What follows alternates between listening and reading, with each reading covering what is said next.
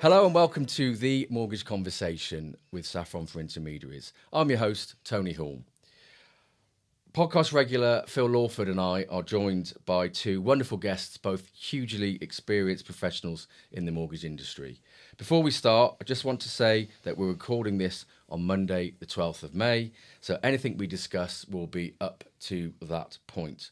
I will also say that the views and comments expressed today are those of our own and not necessarily our employers, although these two are self-employed business owners, so they probably are their comments. But for me and Phil, it's our own. So let's meet our guests. Firstly, welcome, Sam. Can you tell our listeners who you are and what you do? Oh, well, I've been a mortgage advisor for over 30 years, so I've seen the ups and downs of the mortgage industry, good and bad.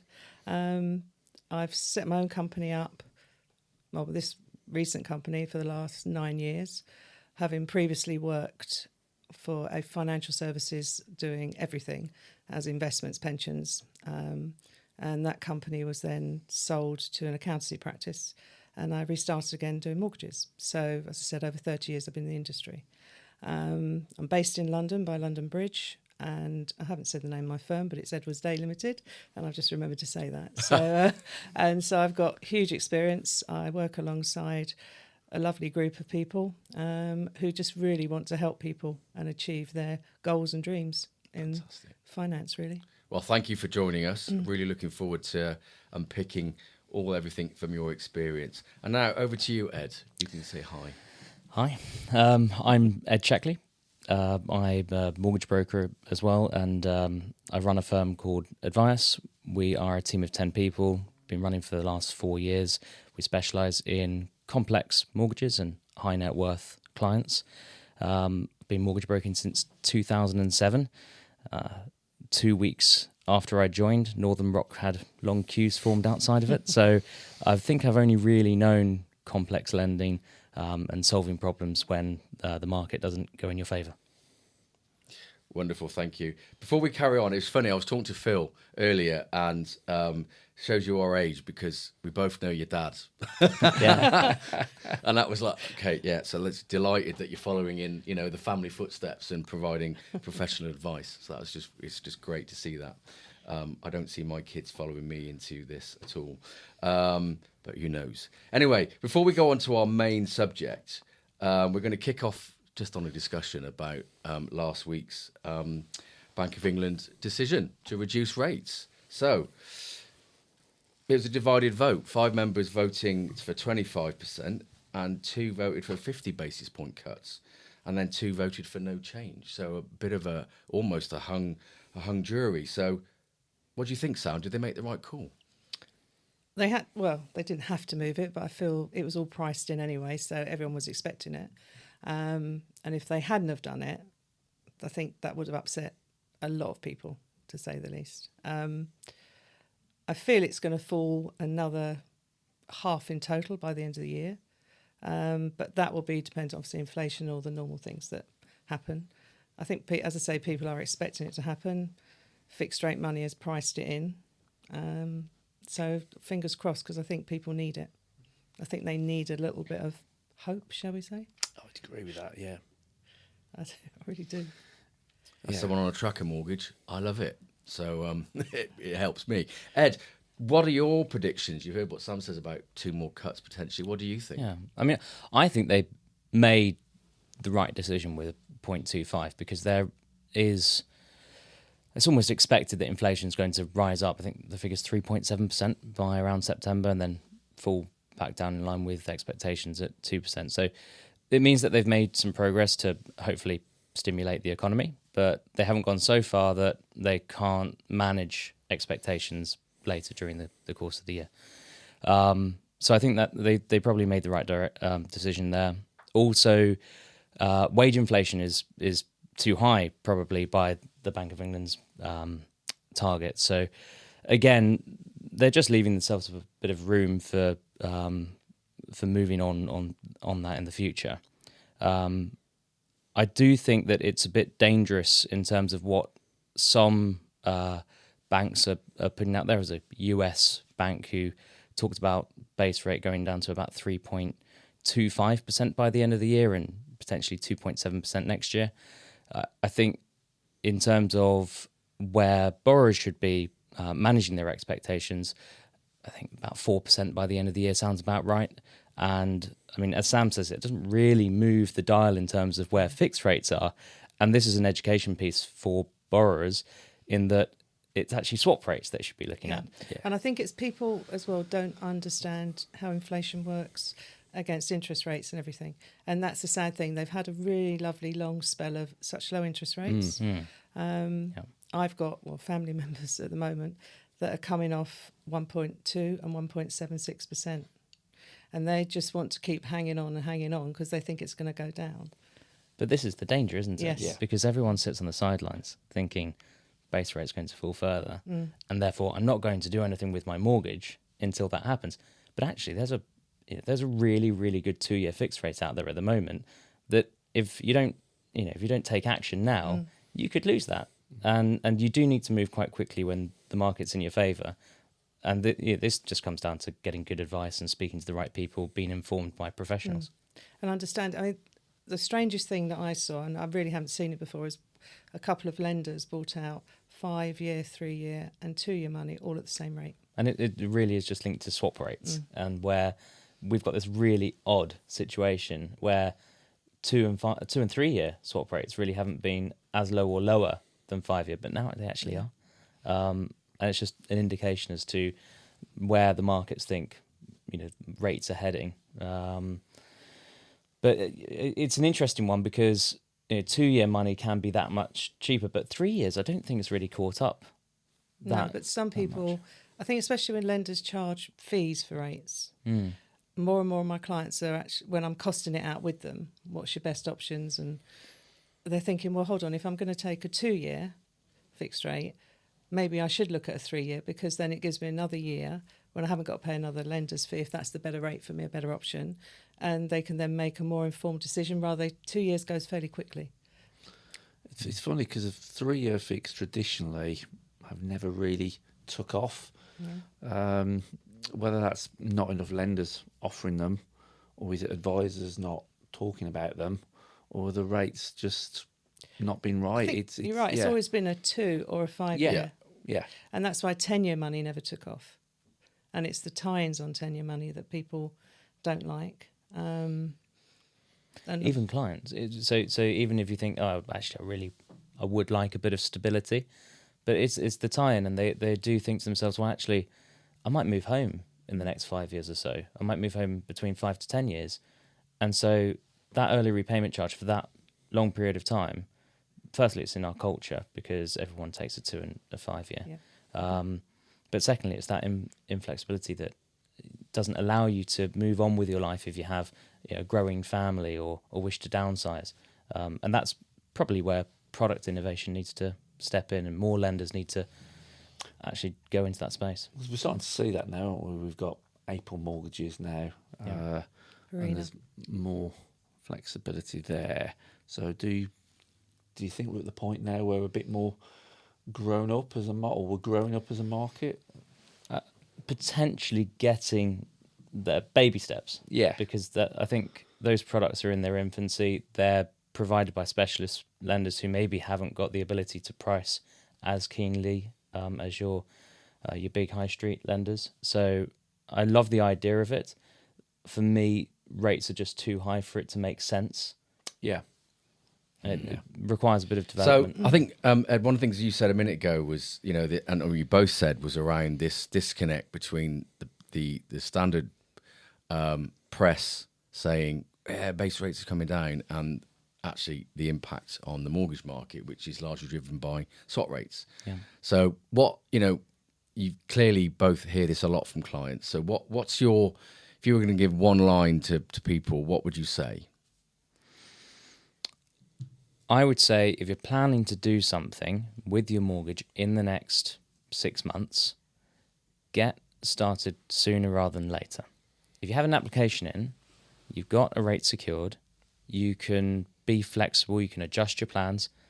The market can move very quickly, and we've seen that over the last few years. So get in there quick, get an application, secure something, and then if you've got a good mortgage broker, they should be keeping your rate in line with market trends and securing lower rates as they fall. Consumer protection is so great that actually it's really in favour of the borrower, and they can secure new rates without actually jeopardising what they've already secured. Anything you would add to that, Sam? No, because that's what we do. We do rate watch. So every client we tell them we do a rate watch. Yeah. I mean, I've got one client where it's the purchase, and we've switched the rate 6 times. Yeah. Wow. All down. Yeah. And saving hundreds. There's so much value in that proposition. We do the same thing. And I don't think clients realise how much work is involved, especially with regulation and having to justify your advice on every step of the way. But I would say that is the actual real benefit of having an intermediary. Yeah. Because if you go direct, then they're not going to keep watching that rate for them. Once you're with them, you may think you've got the best rate at the time, but of course, with the way the market is at the minute, it changes constantly. So you need someone who's watching your back, basically. Absolutely. These guys are stealing all my lines. I was going to finish on that one to say, look, I think the key thing is get yourself professional advice. It could be worth thousands to you. Actually, and I'm thinking one of the funny things just before we move on is we're worried about rates, people coming off those low fixes and getting that hike. But we've actually got the reverse later in the year with some of the Trustonomics 2 years. They're actually going to see a rate reduction. So it's quite exciting. We've got coming off both ways, some going up, some going down. So that's going to be an interesting one. Yes, I've had a couple of those already. Yeah. What's even more significant is that there's a point right now where you can break your 5-year deal, put them on a 2 or 3 year, and it saves the early repayment charge. Yeah. So, wow, excellent. Well, look, we could talk about that one all day, but let's move on to our primary topic of this podcast, which is all around complex lending. Both of you are specialists in this market, so we don't have to look any further than your insight. So last year, Saffron surveyed key mortgage industry figures before we went to a Senate, and 84 of those respondents said that they had seen an increase in complex lending inquiries, and 89% agreed that the market is growing. So, Sam, what are you seeing at the moment? I'm seeing, especially with like self-employed and managing directors, affordability. Lenders, I think, have to be more flexible on it. They've got to understand how it works. Some lenders do, some don't at all. Also with older, later lives, you could say that, as I say, like Ed knows about this though, with the pension side of it, that's got to be used more, because a lot of lenders will quite easily do a term to age 75 without even really checking what the pension is. As long as there's a deduction on a pay slip, they quite happily go ahead and do that. So I think more and more that's got to happen, because people are going to rent, and when it comes to that side of it, they're getting older. No one's checked as well whether they'll be able to afford the rent. So I don't see why they shouldn't be able to actually have a mortgage, use their pension more. It just makes common sense to me. But.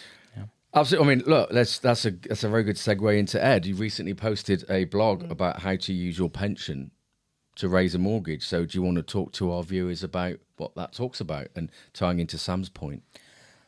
With pensions, it's an asset. And it's about working with lenders who understand what a good high quality client looks like. And if you've been investing into your pension, and you can use that asset for affordability in quite a number of ways, actually, more than a lot of people actually even realise, why should you be denied being able to take out a mortgage? Why should you be, as you say, forced into rent as your only option? And again, this comes down to the advice piece and making sure you're speaking to the right person who knows all of the options and can advise you in that way. So most people think, okay, pension, how can I use that for a mortgage if I can at all? Most people think, okay, well, actually, what do you draw? What is on that tax return each year on that pension P60? But that's literally the first and easiest way to look at it. Yeah. But actually, you could use an average return on a pension, even if it's undrawn. So if you're 55 years of age, eligible to draw on your pension, your basic salary doesn't quite cut it to raise the mortgage you're after. that 5% theoretical return on an undrawn pension to top up or boost your borrowing can be absolutely essential, especially if you're, I don't know, trying to limit your working hours and potentially get a bit more work-life balance after the age of 55, and you've been working for so many years. Finally, you can be really aggressive with it. So I had a client who was looking to downsize, substantial pension pot, thought their only option was bridging finance. Well, actually, they had £1 million plus pension. If you take that pension and divide it by the number of years on that mortgage, let's say a 5-year term, that's a substantial annual income. And there are lenders who will take that as income to raise a mortgage, and actually a very flexible mortgage, something with no early repayment charges, for example.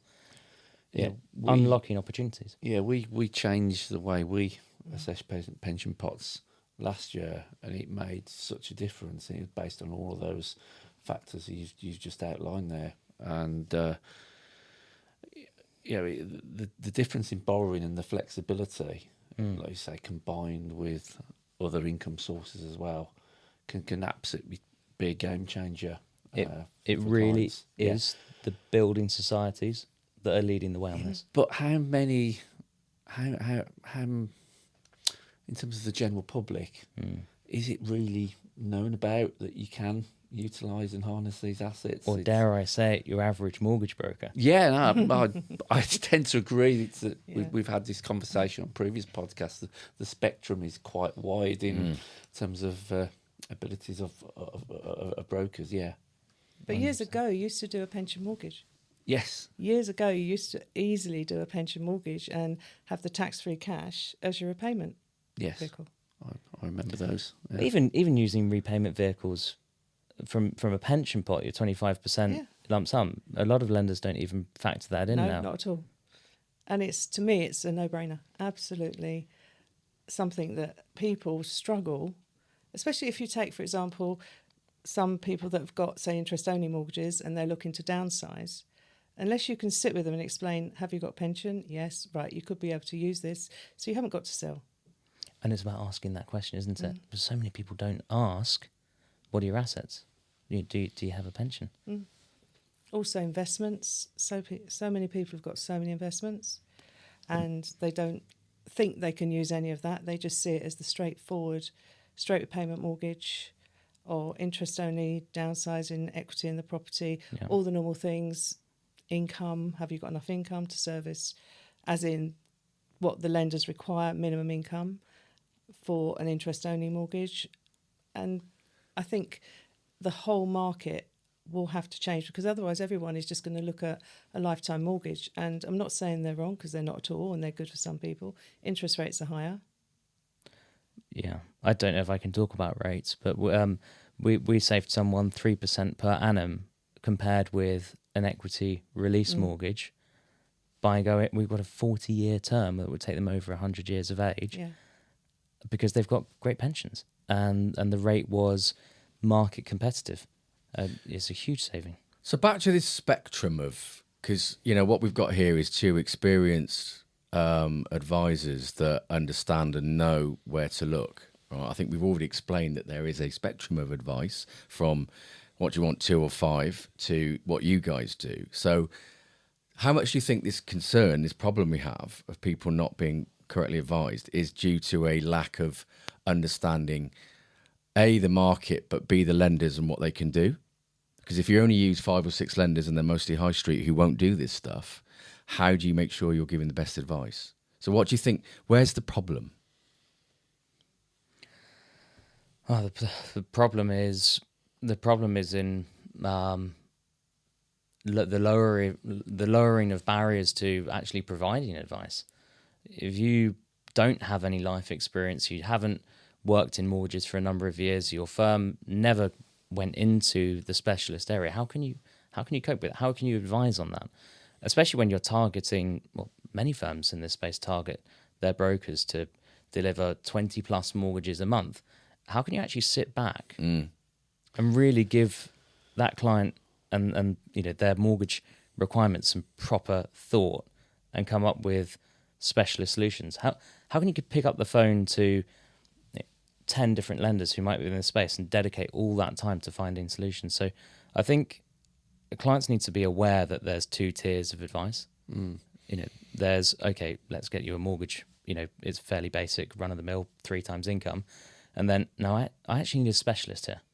I need someone who knows how my assets work, who can take the time to deliver something that is unique to me and works for me.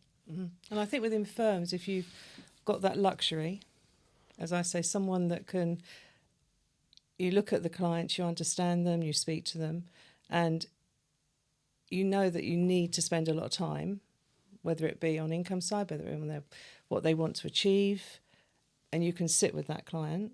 And then if there are some that are, say, first-time buyers who are just as lovely clients as everyone else, but you've got different advice levels within a firm, then that will help clients, full stop. And as a firm, you need to be proactive on actually your CPD, your learning, because the market's always changing. I'm always keen to learn about the new criteria change or policy change, or because it does mean that you can advise on more situations. We had a recent one with yourselves where actually the blending of 2 flats into 1 house is something that you're seeing more inquiries on, and you're facilitating. That's incredibly useful, because most brokers would just jump straight into, you need bridging finance. Yeah, and we see a lot of that, particularly in the capital. Where flats being repurposed back into single dwellings. That's amazing how common that happens. But back to your question, Tony, about the spectrum of advisor. I think one thing that I'm not saying it's missing, but we need more of is mentoring, because there are some good mentoring initiatives that are starting to happen in our industry. But I think we need more of that. If when I look back and go over when I used to visit large mortgage practices, I'm using example John Charcoal as an example. There was always a lot of old heads and mentors there, and they were bringing on the staff, and then they would leave and move on to better things. And I think that's what we need more of, to impart that wisdom and experience and advice, rather than just being order takers.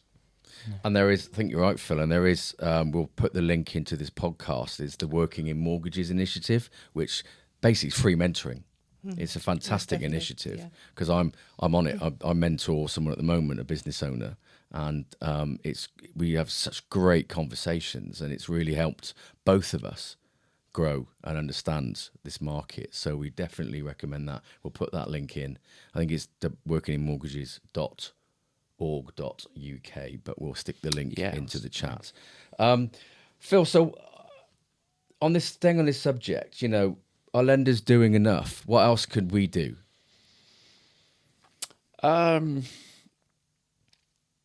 We need to constantly evolve. I think that's, you can't stand still in the market. So it's what lenders need to do is understand the markets they want to operate in, make changes, but do it really well. So don't do too much at once, but do it well. Review, assess, and then it's rinse and repeat. So it's constantly checking that what you're doing is relevant and you're staying relevant. And a lot of that needs to be brought on just by feedback from talking to you guys, really. What do you need? What are lenders not doing? What can we do? And I know we're going to talk about regulation, and that's where we need help from the regulator as well, which could be a good thing, or it could have some other unintended implications and consequences we need to be careful about. So absolutely, and one of the things, and I'll be interested to litmus test this with you guys, is around the best thing lenders, or one of the best thing lenders can help you with, is quality BDMs. So how much weight do you lay on that relationship you have with BDMs and lenders? Well, there are not many BDMs around. You're one of the very good companies that actually we have BDMs speak to. And the other good thing that you're excellent at is you're allowing us access to speak to underwriters. That is the biggest thing that I think lenders should open up to. Okay. It used to be years ago, but if you've got a complex case, and you need to speak to an underwriter, because you can discuss it with them. They can get a feel for the case exactly the way that you are, and you can put it to them and they understand. Whereas if you just key everything and it all just goes on the system, it's all lovely, and you send in a whole wad of documents, they've never met the client. I've met the client, Ed will have met the client, and we know exactly who they are and what they want to achieve. And I think by actually having access to someone who's going to underwrite and offer that case is huge, especially when you're looking at larger loans. So this is an interesting one. So when you're sourcing or tying up a situation, and there'll be a couple of lenders that might do it, rates there or thereabouts, how much sway do you put on, I can speak to the right person, I can do this? How does that influence your decision at all? It can do. I think BDM's time is very precious. We tend to, sourcing systems are incredibly valuable because it points you in the right direction. It gives you a good indicator, okay, this loan to value, this mortgage amount, this is what the market's offering. A good BDM is essential when it becomes complex. And I think using everyone's time wisely is crucial. So we're very tech focused, although we're people first. So always human conversations with our clients, always personalized, unique advice. But our systems will essentially generate the relevant information that we can then put in front of a BDM. And we can send an email with the relevant points. Not overcomplicate it, but just enough information so BDM can go, yes, this is what we need, or no, not for us, and this is why. And again, we feed that back into our system so that brokers can share knowledge and we can see what worked with one lender and what didn't work. Okay. So that, again, it's about evolving and just jumping onto the mentoring perspective. Everyone's time internally is so valuable that if the mentors share their information digitally, then those that are learning can absorb it when that mentor isn't available as well. That's really, really helpful. I'm conscious that time is moving on. We're having such good conversation this time. I think we'll have to get you two back for round 2. It makes my job really easy here. So the third topic we're going to talk about is one that's in the news a lot at the moment, which is around affordability, and a couple of angles. So we're starting to see a lot of lenders relaxing affordability stress rates, and we're seeing that growth in loan to income ratios, which are two really important initiatives to enable a more free-flowing market and enable people to borrow what they want. But recently, the FCA has come out with plans to make it faster and cheaper to obtain home loans. And the quote from the FCA is, "We want to make it easier, faster and cheaper for borrowers to make changes to their mortgage." So this is pretty much looking at post new business, but your retention and your PT. So I'm interested let's start with you, Phil. What do you think of the proposed changes that the regulator is consulting with at the moment? Okay, yeah. Faster, tick, absolutely. Cheaper, 100%. If a client's got a good track record of paying that and servicing that debt, why wouldn't you make it as easy as possible? From a risk point of view, you've got all those comfort factors.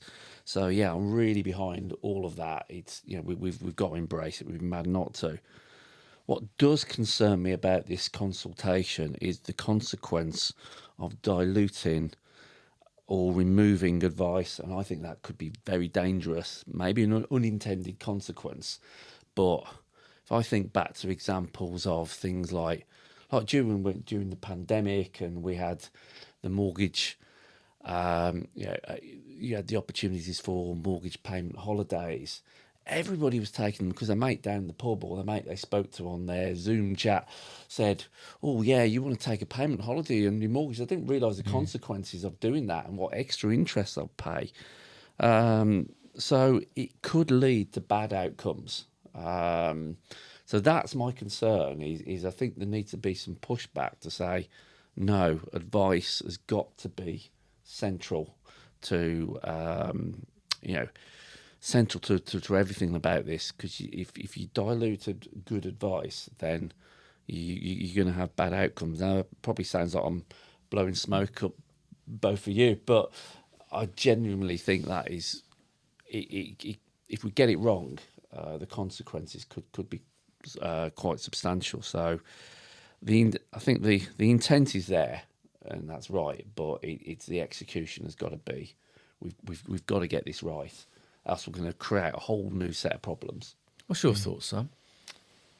I agree with the flexibility and having lower rates, because I think with everything with the affordability side of it, you've got really, really good borrowers who feel they are absolutely stuck staying with their existing lender, who is not offering the best rates. New borrowers are getting better rates. So the fact you can then potentially remortgage them away because they've got a good track record is good. The advice bit, I still think people will need advice. You can't just get rid of advice, because it's a safety net for them as well. It's folks think they don't need advice, but they do. That's what my experience over the years I've found out. Listening to your mate down the pub is probably not the right thing to do. Yeah, absolutely. You don't know what you don't know.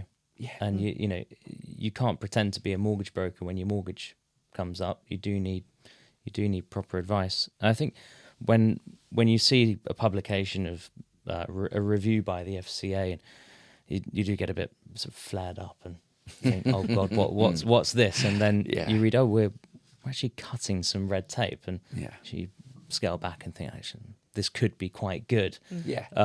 What did concern me when I read through a lot of the detail was making it easier for borrowers to reduce their term.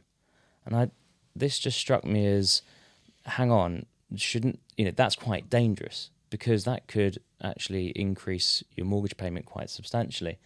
And most mortgage borrowers, I don't know about yourself, Sam, but when I speak to borrowers, they don't realise that they can make an overpayment. No. So what I always do is that it comes back to affordability. So that's the really good thing about this, is that effectively that will change. Because to get sometimes going first-time buyers as well, to get the fit to the property that they want, they have to do a longer term. But in their heads, they still want to do it over 25 years. So you do the mortgage for the 35 years to get it to go through, but you also have given them the repayment over 25 years. So they're going to make, as you quite rightly say, the overpayment, which is really going to bring that term back to 25 years. Yeah. And if you do increase your mortgage payments by reducing your term, have you actually considered all of your options? And we talked about the power of pensions just now. Have you taken financial advice to look into actually that extra £500 you have per month that's disposable? Have you actually started looking at your pension? Have you taken that first step towards getting holistic advice?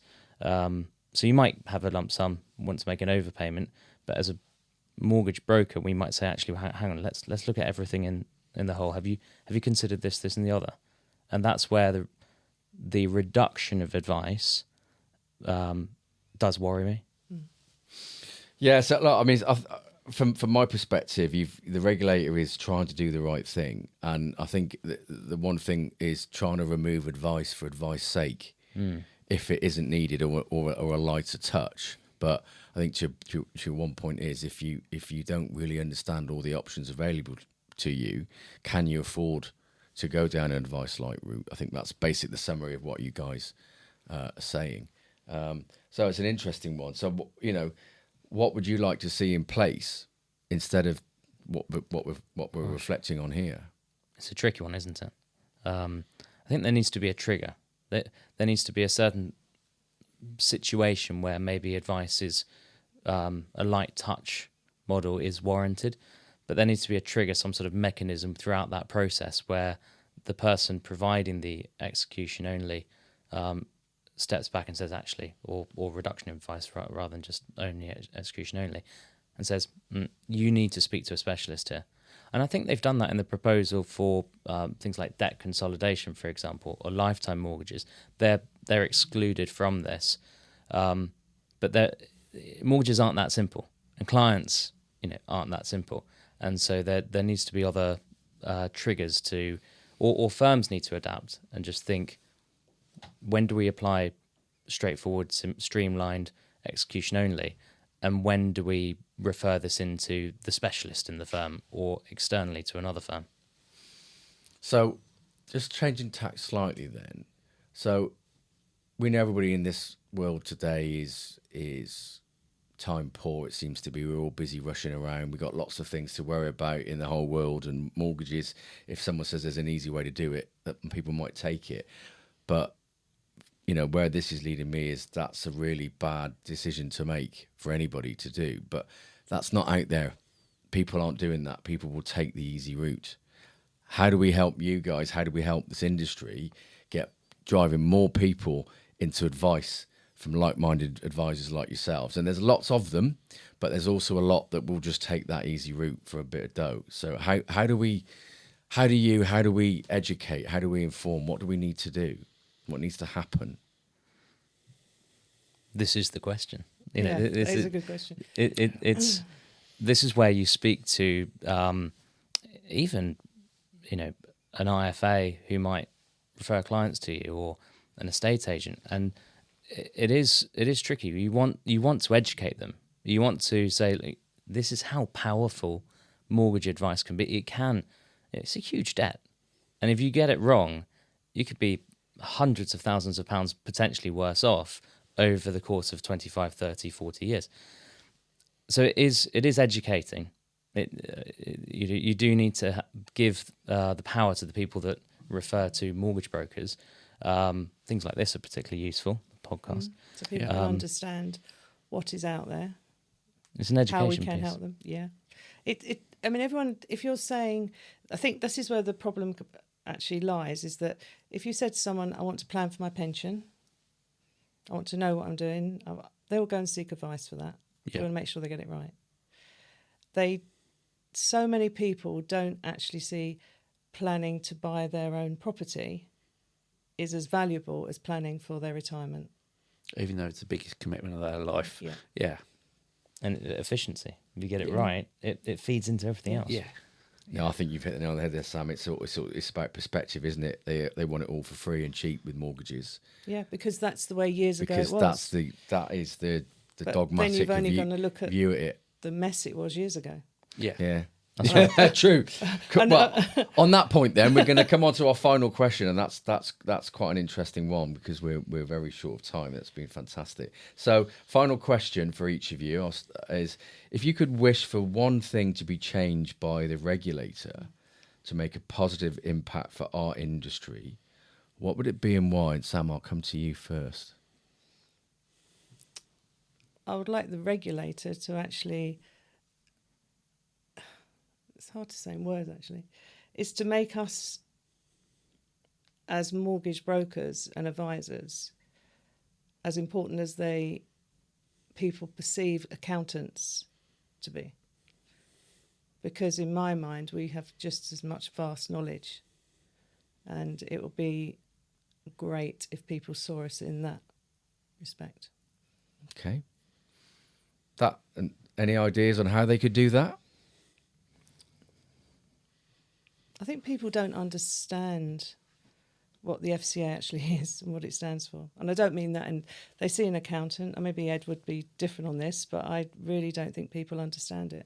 I don't think people understand what we have to do to achieve and obtain mortgages for people. And I'd love the FCA to make it so people can see that and understand it.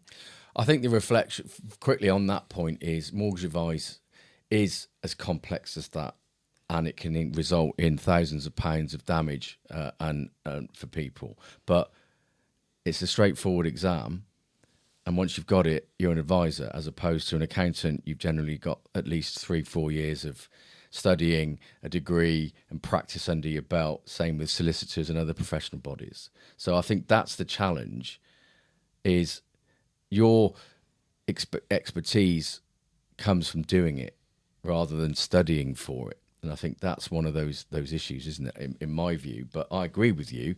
It's inherently important, profession. Funny enough, that's why we've included it in our professional category for our 6 times income professional income boost, that mortgage brokers qualify for the loan themselves, because we recognise that importance. That was a good plug for me. Thank you for that, to put that in. Ed, so giving you time to think, what would you want the regulator to do? I think it's a really tricky one, because you don't want to remove advice or regulations, restrictions that are actually quite important. They're in there for a reason. For me, I do think that risk weighting on certain types of lending does push up the price of certain types of mortgages, especially in the commercial space, which I don't think helps the market. And I don't think it's overall for the economy. I think it's a bad move. And that's something that I haven't seen in all of these suggestions. Perhaps I've missed something, but for me, that's a fundamental one, especially when you think about sort of buy-to-lets or office space. And then it's also just about whether a bank is doing a certain type of lending where there's a bit of commercial on the title, and all of a sudden it triggers some restriction in FCA lending, when actually it just makes good sense to lend on that property. So I think a bit more common sense with some of the minor rules. That's really where the changes could happen. Good old common sense. I love that one. That's how I explained the specialist market the other day. We were asked, and the outcome was, it's a mixture between good old fashioned brokering and common sense. That's your specialist market, and having the time to do that. Good. Phil, for you, what would you make different?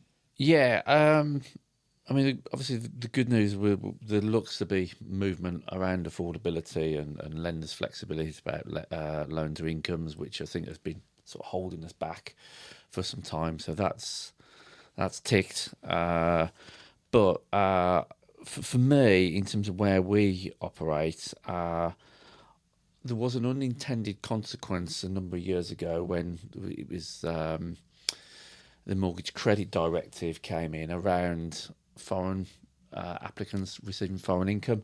It means lenders have to jump through really onerous hoops to be able to, with the regulator, to facilitate someone. And very often they live and work in the UK, but they might work for an American firm and have part of the bonuses or part of their income paid in US dollars, as an example, or euros, or they might live and work abroad, but the family live over here, so expat residential. I'd like some of those constraints and hoops that the lenders have to go through to be able to facilitate those to be made a lot easier, because it's generally very good, high quality lending, but the regulator don't often make it difficult for lenders to work in that space. So that's my wish list. That's a hangover from being part of the EU.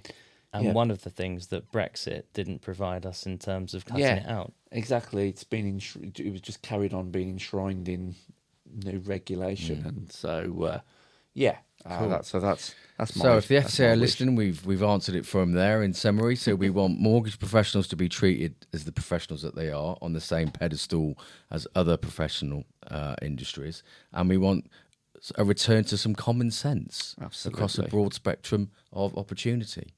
Well, thank you, guys. That has been a really informative 47 minutes, I think, it's been. So we'll have to draw it to a close. So thank you to all of our guests, Sam, Ed, and Phil. Look out for our socials.